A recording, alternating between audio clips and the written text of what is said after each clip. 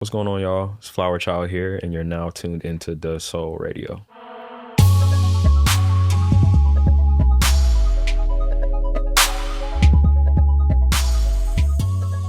Peace, peace. Hey, what's up, y'all? It's Ariam and Yodit. and you're tuned in to deuxsol Radio. That's right, your favorite twins are back talking all things music and culture. Because two takes are better than one, but twin takes are even better.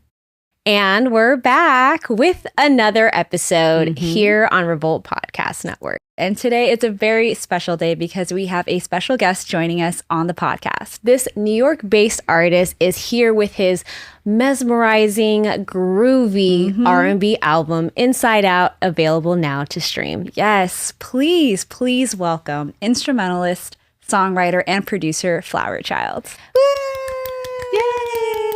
Welcome. Thank you. I appreciate it. Welcome to the podcast. Yes, we are so happy to have you. I appreciate y'all having me. Of course. I'm grateful. Thank you. Of course. And congrats on everything. Yeah. Thank you. It's been a long process. I'm just glad that the music is out. That's the most important thing. Yes. And we are excited to talk about the music today. How are you? Let's just start with that.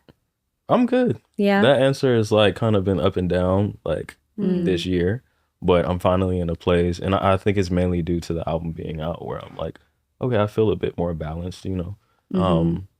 I found out Mercury in retrograde ended Yeah. like last week. So She did her big one. yeah, after that I was like, oh, things feel lighter, you know. Don't they? I was like, I feel better. I have a lot more clarity in my life right now. So yeah, I'm excited to pack 2025 up and Yes. hop into the new year. Absolutely. But I'm good though. I feel good. Again, congrats on the release of InsydeOut. Thank you. It is a great project. It is, like Ariam said, deeply soulful. It's mesmerizing. In our opinion, there's no skips. None. At all. That was It's just the goal. something you can continuously have playing.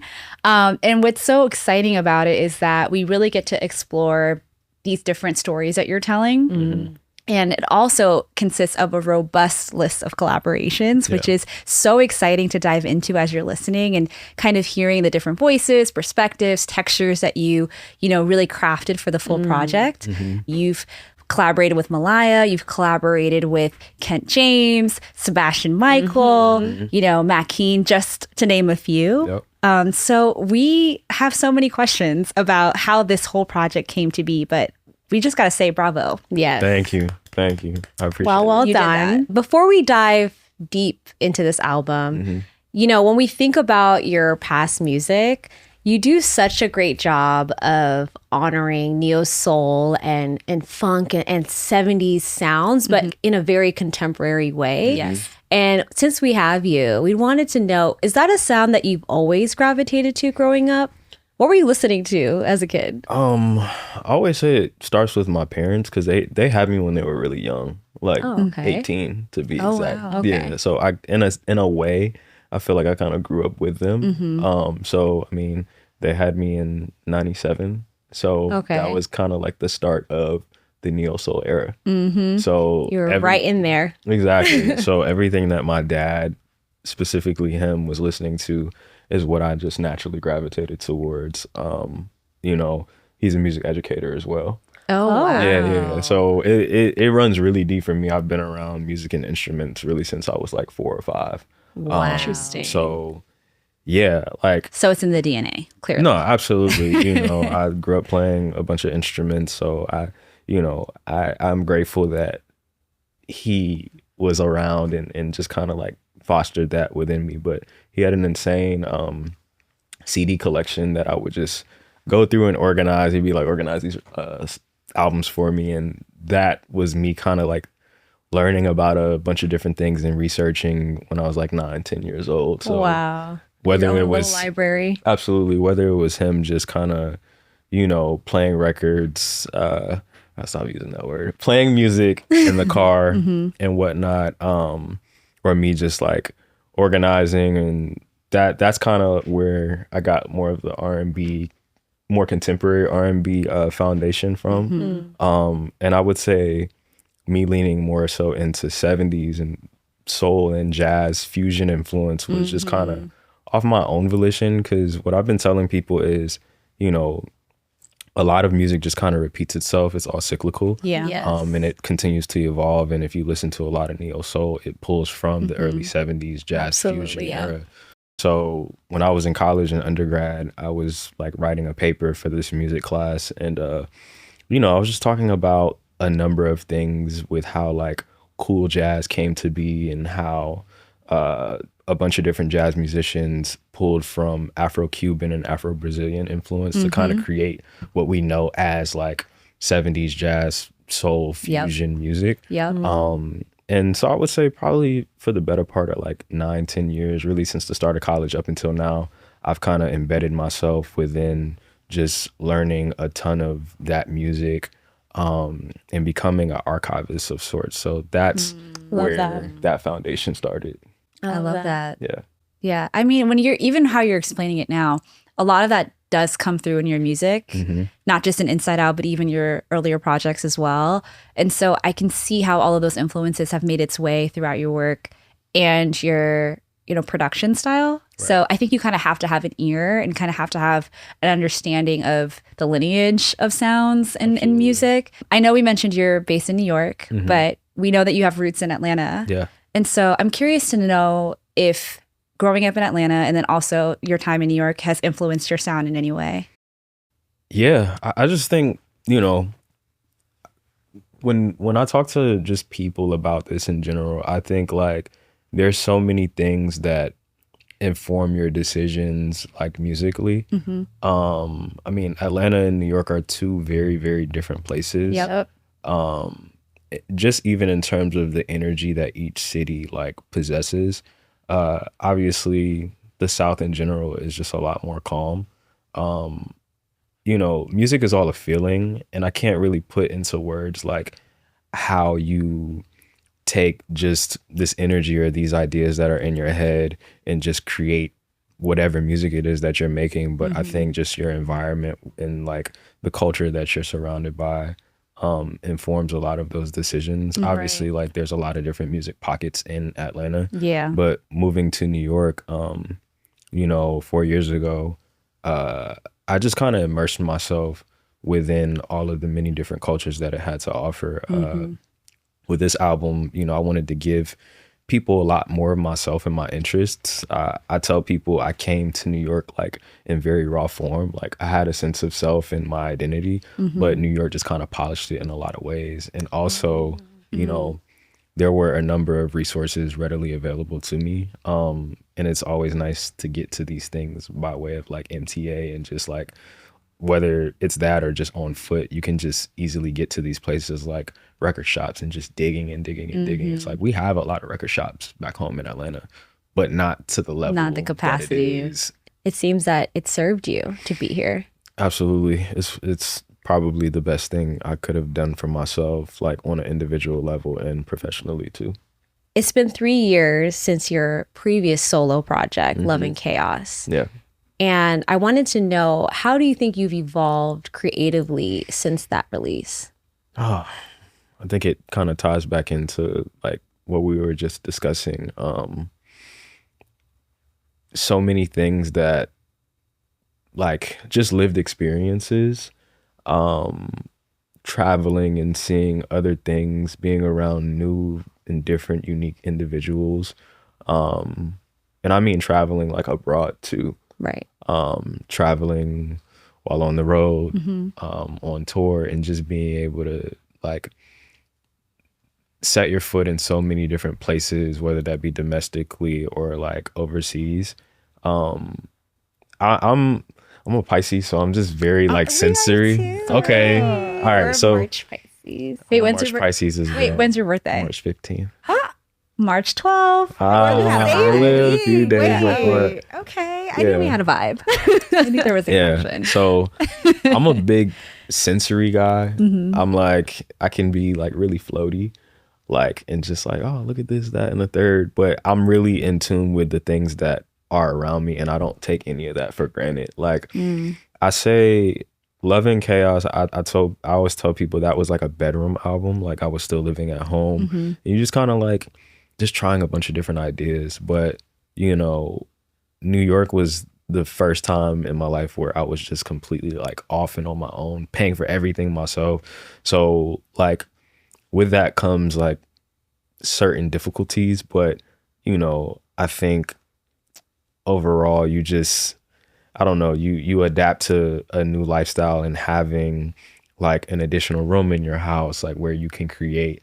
So that was a new step. And you know, that's kind of how Cafe Noir came about. But fast forwarding to InsydeOut, I started, you know, ideating and conceptualizing what I wanted the world in that story to be. That was like October 2023. And then that's coming off of like our first tour. And then, which went exceptionally well. Got to see a lot of new places, faces that I had never seen before. And I want to say the following year, you know, you just, I call it just like gathering information. I went to, we had a 12-date tour in 2024 that went really well. And one thing that I made it a point to do was just take some time, like after I got set up before the show, I would say, hey guys, because being on the road is like a lot in terms of the amount of testosterone that you're around all the time. Like you're around 7 or 8 guys like for like 30 days. Never heard it framed like that. Yeah, I love them, but it's just, it can become like, a lot of energy, and you're just like in a confined space, whether that's on the Sprinter or in an Airbnb or hotel. So anytime we would get to a new city and it's time to set up the equipment, I'd say like, hey y'all, I'm like gonna go for like 2 hours and y'all call me when like it's time to, you know, get the show going. And I would just like explore these cities, just like walk around kind of aimlessly. Like my friend has this concept of being a stray, and that's literally what it is, just walking around and roaming about and just stumbling upon like cool things. And these things in these new environments, I keep saying like inform whatever creative decisions you make. Like I think one of the best things that could have happened for me just in life was that tour, because you know, flying from point A to point B is cool because it's convenient, but it's like super physically taxing. But being in a Sprinter van and just having the opportunity to drive through the Colorado Rockies, that was probably the most beautiful thing I've ever seen in my life. Just like the changes in landscapes, like when you're driving from, where were we, Denver all the way to Vegas. That was like life-changing for me personally. And I always referenced like that moment because that was like the spark I needed to figure out what it is that I wanted to create on a musical tip for InsydeOut.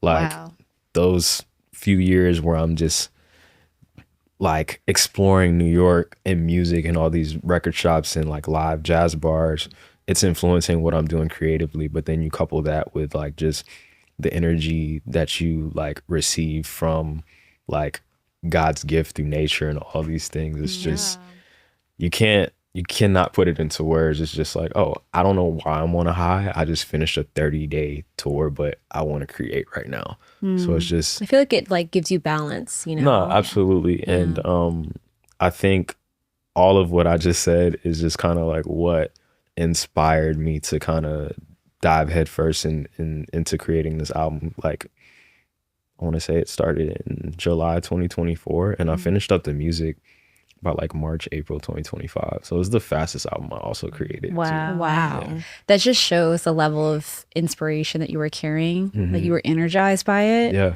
for sure. And so sometimes it's exciting and it's really cool to hear that you were able to act on it and create with it in a timely way where you have that momentum. And I think that's really cool that all of these pieces helped inspire and helped kind of serve as catalyst for this era and this transition into, you know, creating the project and then eventually releasing the project. So none of it felt rushed either. I love it that. all felt very organic. I was just going like where things were pulling me. It's like, oh, I want to try this creative idea. I want to try this creative idea. And it just came together like really effortlessly.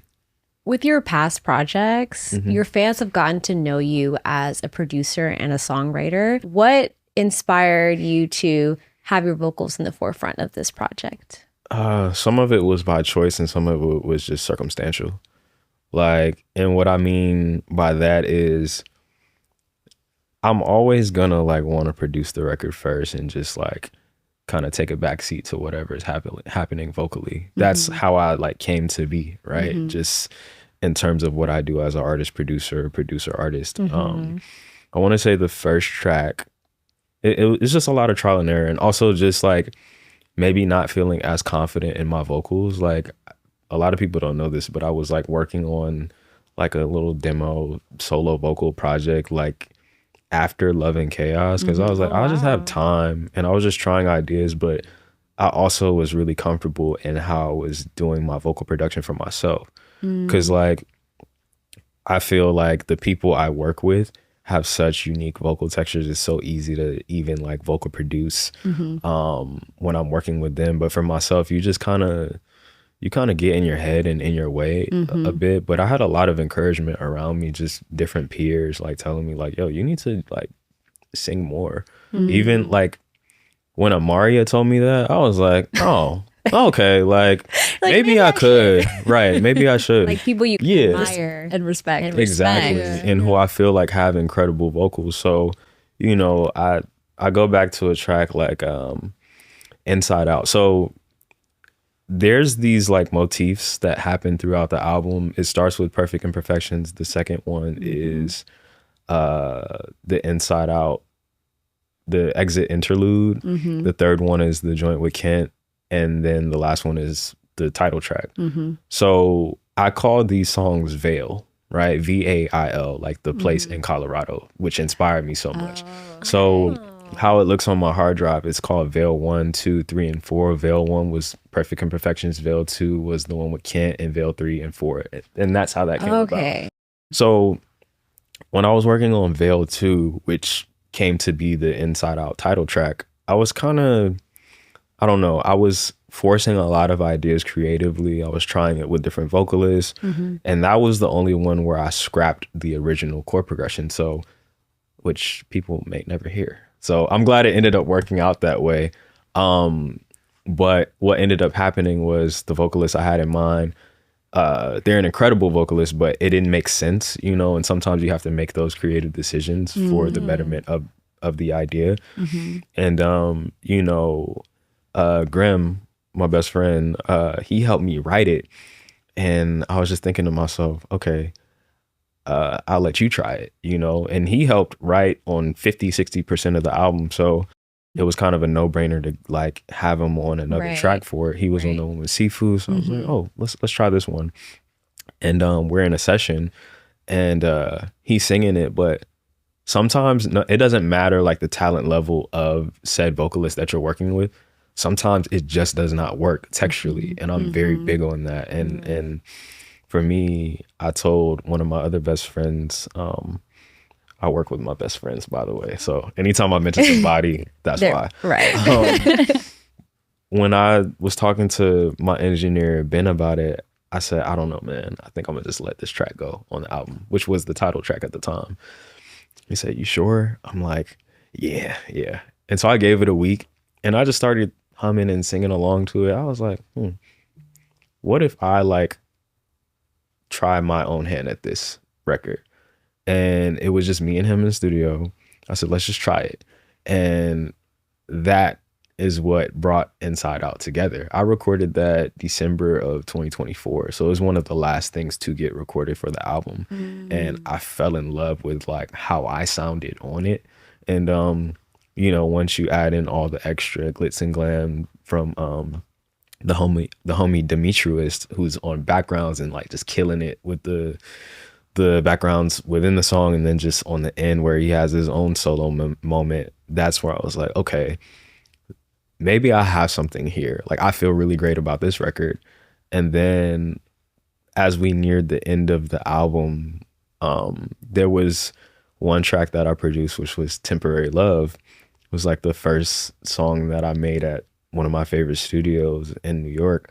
Once it came together, I just thought to myself, I don't know who I'm going to get on this vocally, but it's going to be crazy. And then I just kept listening to it over and over again, and nobody really came to mind. I just thought to myself, why don't you try it? And that one I recorded myself at home, just I didn't do it in my studio room at my house. Wow. I brought my whole setup to my bedroom.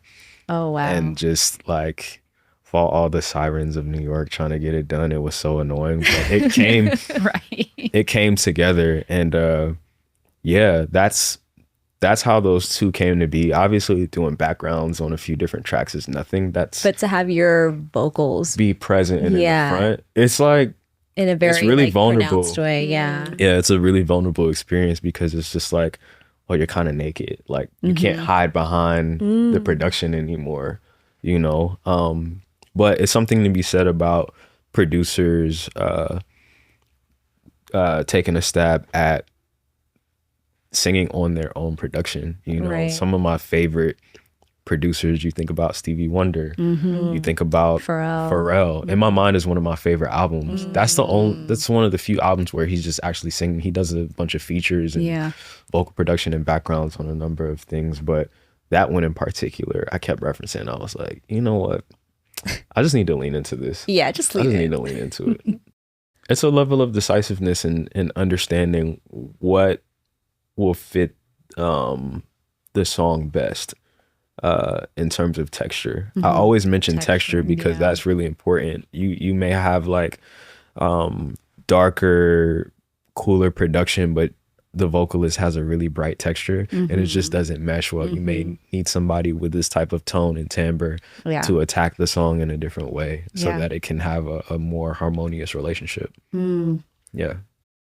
That is awesome. Yeah. And that's something that I think comes through in the project too. I just feel like with every feature that you've had 11 collaborations on this project. Yeah. Really? Yeah, we counted. And so I feel like every decision really did make sense. Whether you're, working with a vocalist or a rapper or whoever you decided to collaborate with, it's clear that there was so much intention behind it. Yeah. And so it's interesting to kind of hear your process of how you'd even decide who would be a good fit for a particular song, a particular story you're telling. A lot of things that didn't happen that I wanted to happen for the album, ended up being really incredible songs from like people that were supposed to be a part of it but weren't a part of it, and just kind of making those creative decisions too in terms of texture and who you think will work in your head, and then you get into the studio with them and you're realizing, oh, this did not like come together in the way that I thought it would. And it's nothing personal, kind of like Tetris it out. Yeah, exactly. And that's the thing about,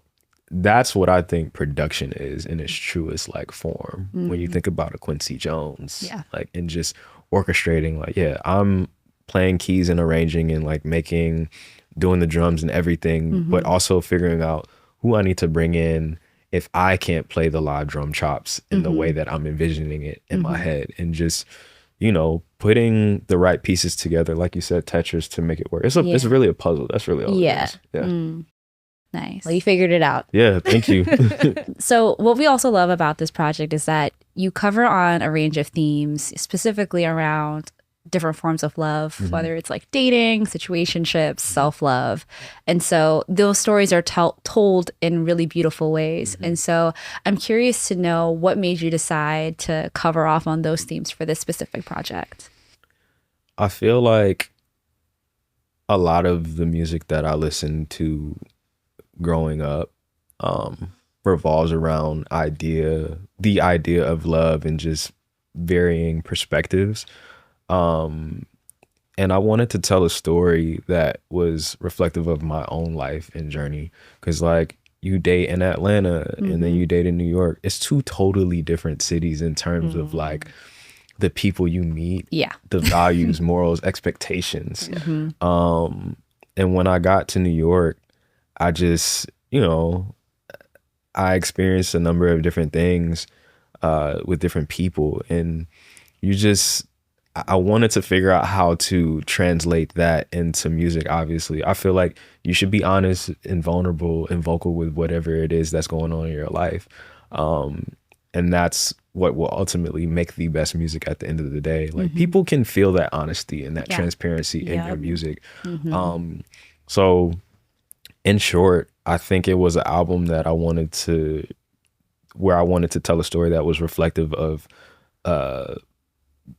my experience dating in my 20s, whether it be my early 20s, mid 20s, or late 20s and understanding one, myself as a man and just like my needs, but also understanding what you have to sacrifice in order to kind of make relationships work. Right. It's a lot that goes into it. And when I was creating the album synopsis, long before I started making the actual music, a lot of things came to mind where I was like, I need to set a solid foundation. That way, when it's time to get into the studio to make this music, it's almost seamless. And this was the most intentional project that I had made to date, where I was able to fully articulate to each collaborator what it is that I wanted to tell a story about, and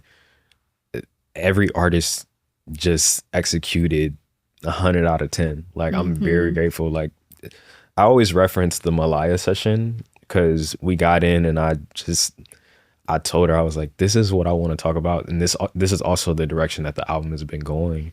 And she went into the booth specifically, and for like 35 minutes, and I just kept hearing her hum. And then she's like, okay, I'm ready. And then I'm thinking like, oh, that was really fast. She probably only has like a first verse and a hook.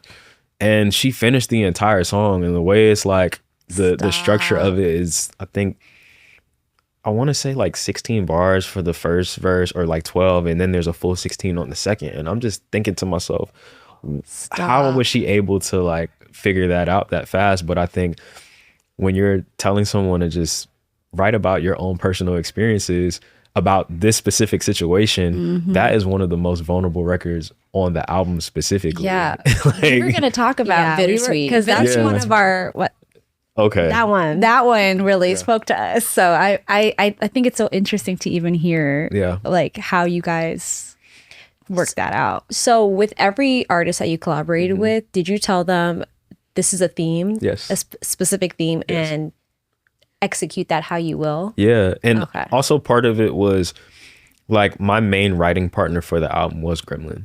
So like, this is my best friend. We talk all the time about like our lived experiences. So it was easy for him to come in and say like, Kev, what you want to talk about? What you want to write about? I'm like, okay, we have this song that's about this.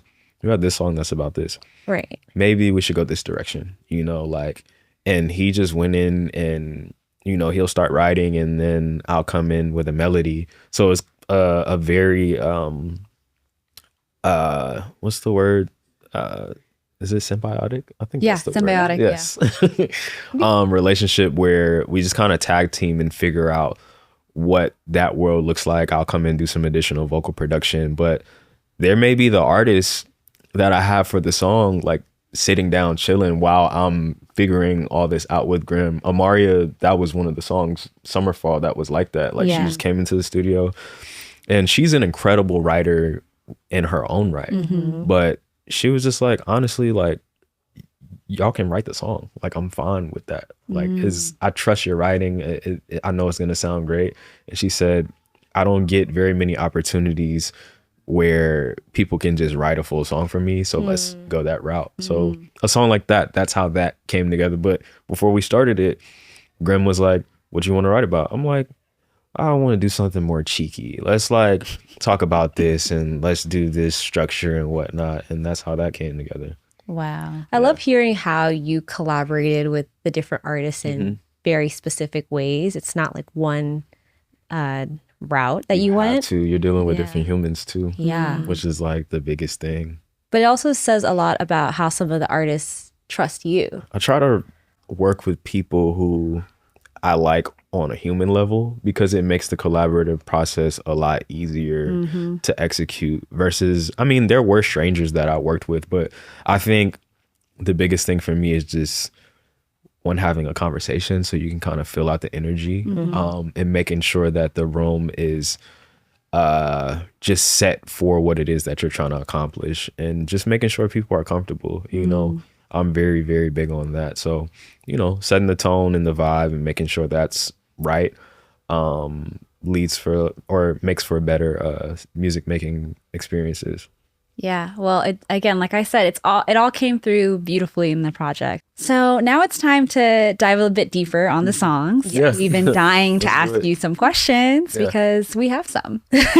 So first, you got to talk about the title track, Inside Out. Of course, we love it. I think what's so interesting about it is that the story you're telling there's a yearning there for a particular woman, a particular lover. Yeah. And you take us on that journey there about that emotional process, but then also the need to be patient and know that you need to earn the love. And so we're curious to know like what the backstory was behind that particular track and if it was inspired by anybody or anything. Yeah, it was just, inspired by a significant other. And I think like in coming to my own as a man, you have to understand that you have to come to understand a number of things.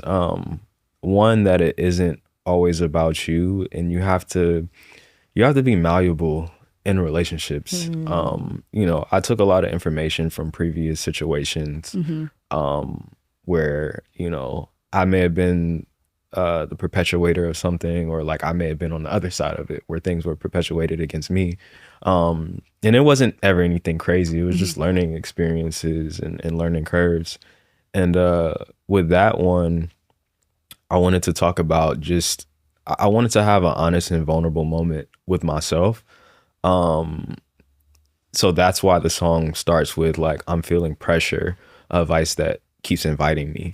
In dating, sometimes you just make like rash decisions because you're in the moment. Whether that be something that's super casual or something where you just maybe make a decision where you're just like, I shouldn't have done that, or I could have handled it better. And I talk about a number of vices like throughout the album, and I just that like pressure that I'm talking about, a lot of like, I guess what folks talk about in R&B is lust, but I feel like if you're gonna talk about it, for me personally, it just needs to come off a certain way, because I understand that there are going to be like women listening to this music, and I don't ever want it to come across like too crazy, because we all deal with these things, but how are you articulating the message that you want to get across? So for me, that song was really about it kind of encapsulated the entire world of the album and the storyline. And when you get to the hook, I say like slow burn. I really want to get to know you inside out. Because, in a number of situations that I've been in, you deal with people who may struggle to be vulnerable in some ways. But you mentioned patience. And I think that, and I talk about this with a number of my lady friends, but one in particular, we have this differing idea of what unconditional love is. And that's where you like see the outro track Love Latch, right? But me and Grim have just had a number of like deep conversations on what that actually means, right? But going back to the title track with Inside Out, I just wanted to tell a story that like, I wanted to tell a story that makes people realize that, sorry, I'm trying to gather my thoughts here on what it is that I'm trying to say. I wanted to tell a story about unconditional love, but you have to earn trust from somebody for them to let you in on that level, and that's pretty much what the track is about, just being patient and wanting to understand whoever your partner is on a deeper level, like way beyond the surface. And a lot of introspective moments for myself as well. And that's what you hear like throughout the lyrics. Yeah. It's like you give us access to your thought process as you're navigating those feelings. So that does make a lot of sense. And it is very vulnerable and it's really hard to do it, but somehow you were able to articulate it in the song. It feels like you're taking the listener through that journey too. You mentioned earlier Bittersweet featuring Malaya, which is one of our favorite songs. It feels like a very honest depiction of navigating dating someone new while also dealing with past wounds Yeah. and pain that they may have been facing. And you gave us a little bit of insight about how the songwriting process came about. So I guess how were you able to contribute to the song production wise? The production was pretty easy, and honestly, I'll share this. I think this is the first time I'm saying this publicly. That was like the second song made for the album, production wise. wow. So that was made pretty early on in the process. It was just the actual song didn't come together in terms of me finding a feature for it. Didn't come together until like 6-7 months later. Wow. It's always interesting how that works out. So production wise is just kind of like really simple and straightforward. In terms of my contributions, it's just like that was one of the ones where I kind of set the table, and then I brought in one of my best friends, Alex, who played guitar throughout the album. And also bringing in a really incredible flute player in Chris, who I found at what's it called? Bar Lunatico in Bed-Stuy. It's this really incredible jazz bar. But yeah, the production was like really straightforward, seamless. But when I brought in Malaya, I want to say one of my old A&Rs recommended her to me because I was really struggling trying to find somebody for that one, because I thought it was going to be a song that took on more of like a hip hop feel with a rap vocalist. But then I was like, nah, I heard Malaya after he suggested that, and I was like, nah, this is the person that has to be on this song. She's incredible.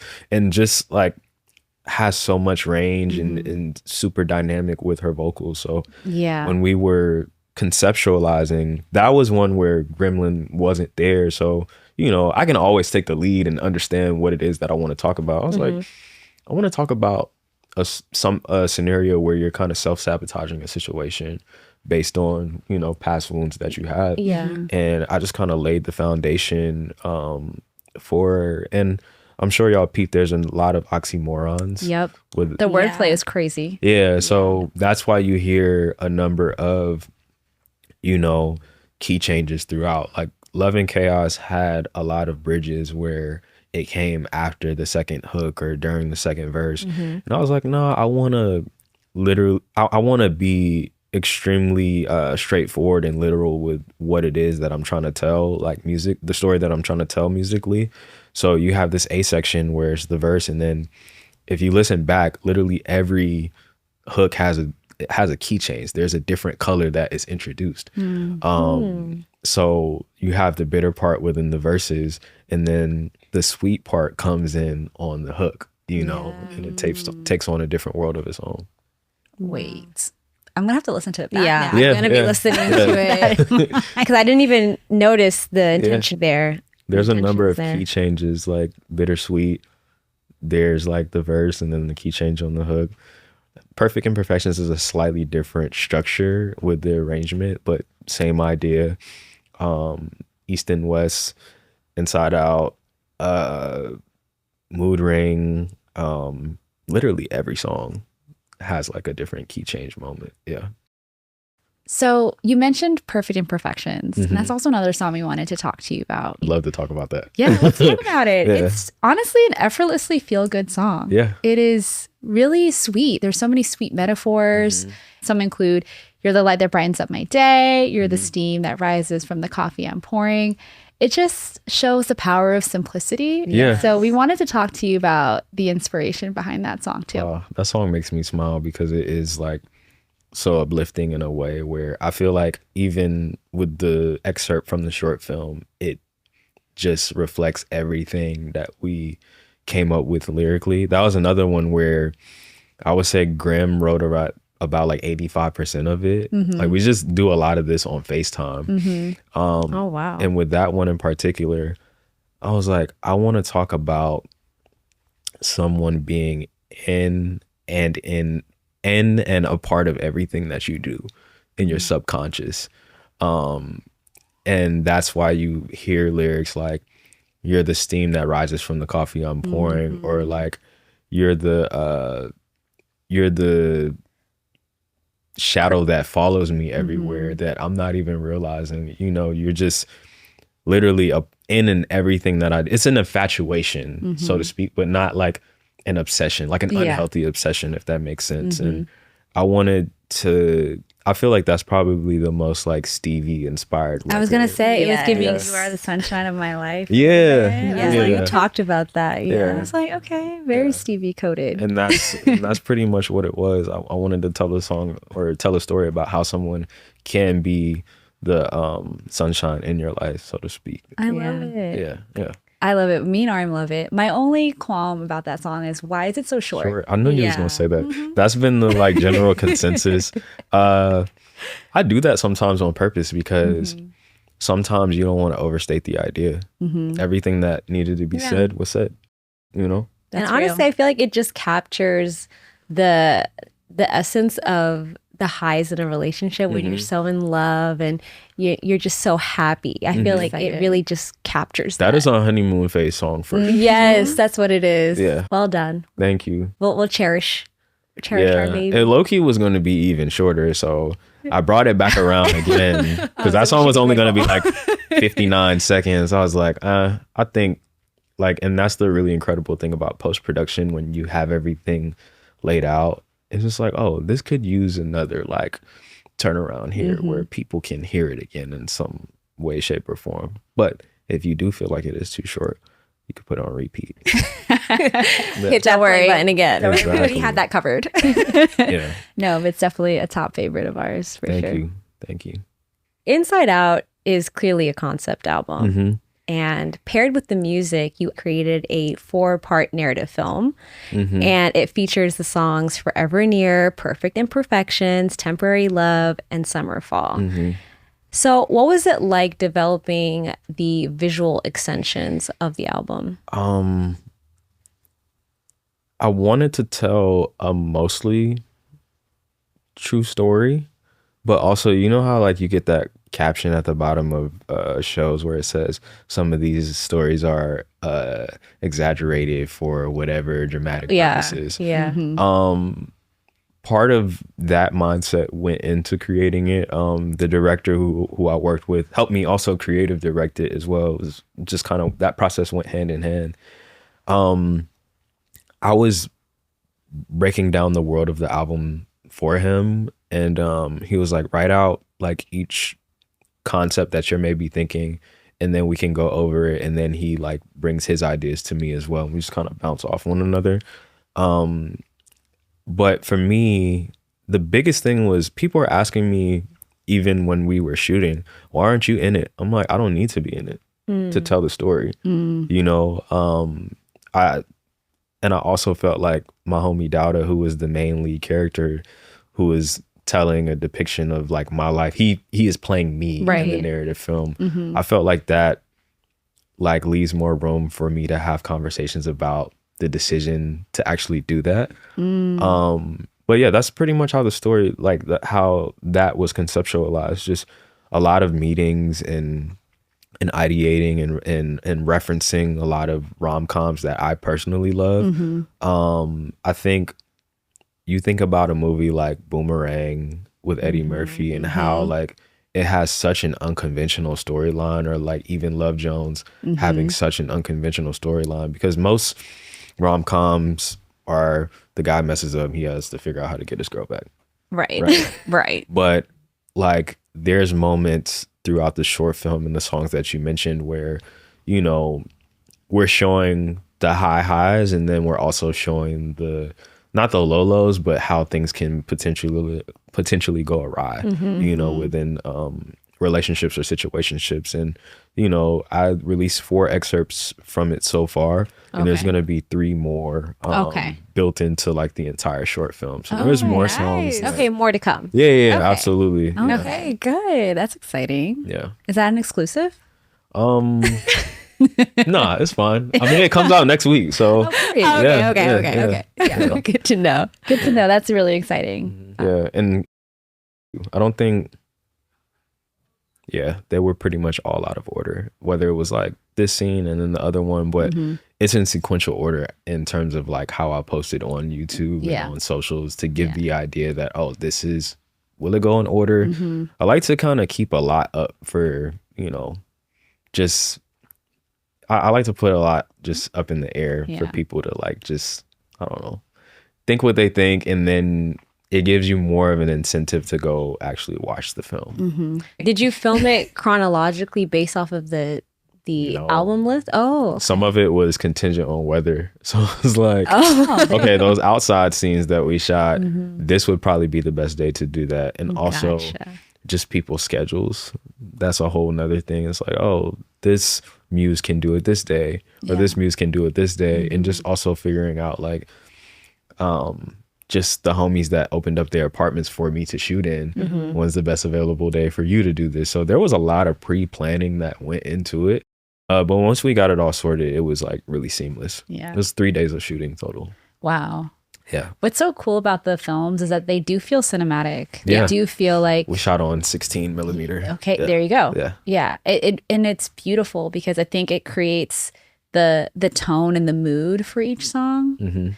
And I think obviously the song does that work for the listener, but having that visual piece, it gives us the mood, it gives us this energy that, and a different perspective of the story that you're telling with each song. So Yeah. Because sometimes it could be like a direct representation of what you're hearing sonically, or it may be maybe the complete opposite, like with the summer fall visual. yeah. It's like, it's kind of telling the story of that like last link up, so to speak, but people won't maybe necessarily understand that if it's not me explaining to them what the actual concept is. Yeah.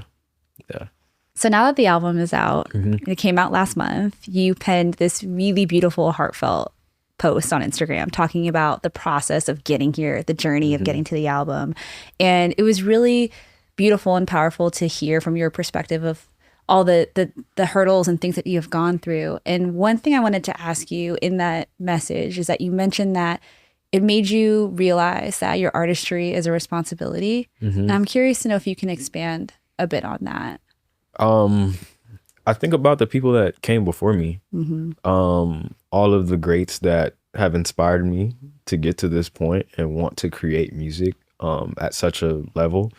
And it's like they have their own stories and journeys where they fought to get to where they like are and who we've come to know them as. And I think you don't only owe it to yourself to like fight through like adversity and hurdles. You owe it to like your predecessors as well and the people that are going to come after you. So I think art at the end of the day is like a social responsibility on a lot of different levels. You know, I have people like that reach out to me in my DMs all the time talking about how music just really got them through something. And for me, that just continues to drive me and my purpose at the end of the day. It's like, yes, I love music. But the business side can get like really rough, but you can't lose sight of like what got you into it. And when I mentioned like me being around music since I was 4 or 5, that is like your inner child. So you have to figure out ways to kind of foster and nurture that. Exactly. So for me, that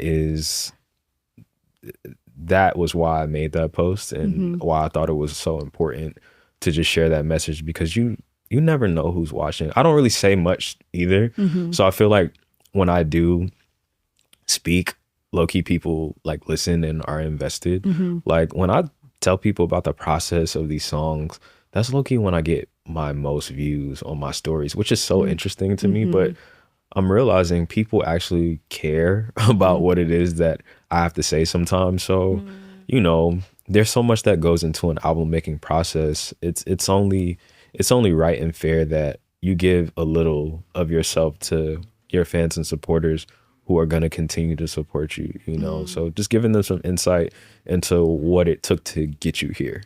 Wow. Yeah. That's beautiful. Thank you. Yeah. So now that we know how much you've poured into this album and it's finally out in the world, what do you hope listeners take away from Inside Out?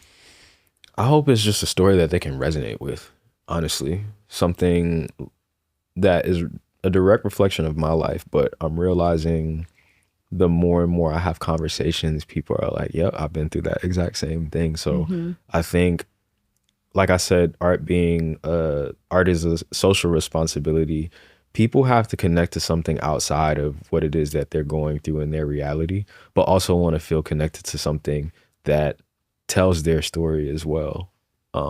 Absolutely. Yeah. Yeah. Wow. So what is next for Flwr Chyld? What's next is for me to just lean into more of my other creative interests. I felt like I was able to infuse a lot of that into the album through the art direction. And for me, it's about making sure I foster other parts of my creativity, because like when people, there's always kind of like this mystery, like, oh, what does he do? And I want that conversation to continue, but also just kind of like tell people what it is I do in that process. Like, okay, there's still a million people confused about my artistry and thinking I'm singing on all these songs, even though there's a different vocalist on almost all the songs. Right. But I'm not gonna get into that. So more music is definitely gonna be on the way. My goal is to like really increase my output for next year with like more solo vocal stuff, because I figured out a lot with this album. And that process is low-key a lot easier than trying to get people in a room or flying out to wherever to like create a record. So for me, that's a challenge to myself that, you know, I'm going to hold myself to that, to put that music out. But also just, you know, get more into my creative direction bag and helping others execute their vision as well. So that's what's next for me, to be honest. Amazing. Yeah. Well, we will definitely be staying tuned to all the amazing things you do Thank you. in 2026. Thank you. And beyond. And beyond. Thank you so much for joining us today. Thank y'all for having me. This was a on- good time. I enjoyed myself. This was a lot of fun, like talking. It's just like, I love when it's just a conversation. Love it. Well, we were so happy that you were able to squeeze us in before the new year. No, of course. I'm not doing anything. So, yeah. Thank you. Well, congrats again. Yes. I appreciate it. For our listeners, if they want to keep up with you and all the things that you're doing, where can they follow you?